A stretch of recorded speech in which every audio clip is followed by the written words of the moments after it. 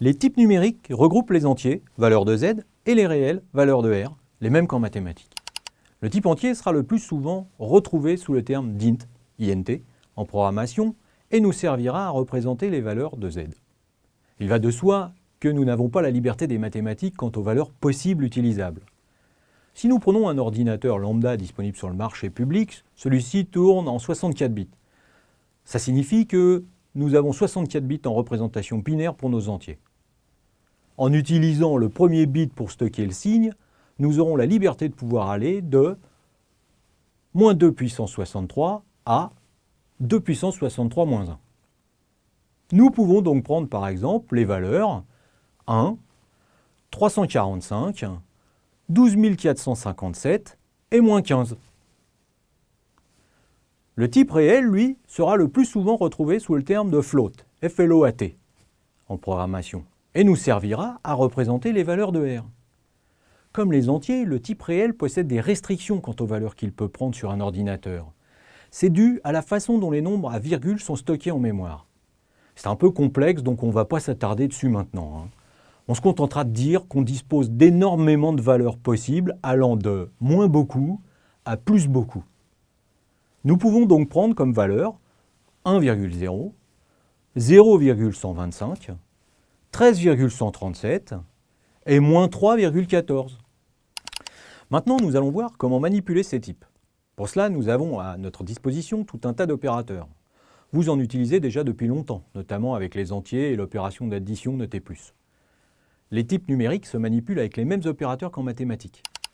Nous retrouvons donc l'addition, 11 plus 22 égale 33, 3,14 plus 2,25 égale 5,39, puis la soustraction, 121 moins 80 égale 41, 13,5 moins 21,5 égale moins 8, le moins unaire, moins 1 ou moins 0,125, la multiplication, 6 fois 7 donne 42, 1,5 fois 8 donne 12, la division. Alors pour cette dernière, nous devons faire une distinction entre la division entière et la division réelle. 1 divisé par 2 donne 0, alors que 1,0 divisé par 2,0 donne 0,5. On constate que la première donne un quotient entier avec reste, alors que la deuxième donne un résultat exact. On trouve également un opérateur très utile en programmation qui nous permet d'obtenir le reste de la division entière. On l'appelle le modulo.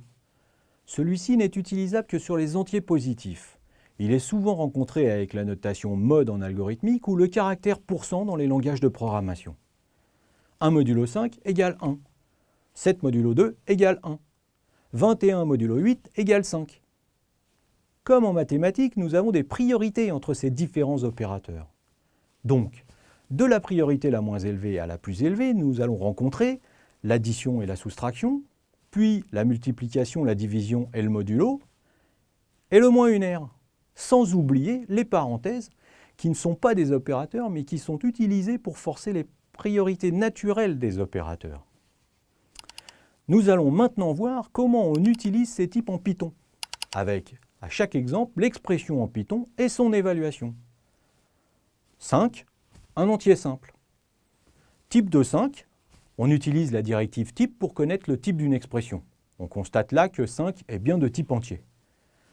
5 plus 4, une addition entre deux entiers. 9,5 fois 8, la multiplication entre deux nombres réels. La division réelle entre 1 et 2, puis la division entière entre 1 et 2 à l'aide de l'opérateur double slash, le modulo de 8 par 3, 2 puissance 4, notons l'opérateur de puissance étoile étoile en Python, une expression un peu plus complexe, 125 plus 25 fois 10, et la même en utilisant des parenthèses pour forcer la priorité de la multiplication. Python propose également une implémentation native des nombres complexes. On notera d'ailleurs qu'il utilise le J à la place du I en mathématiques.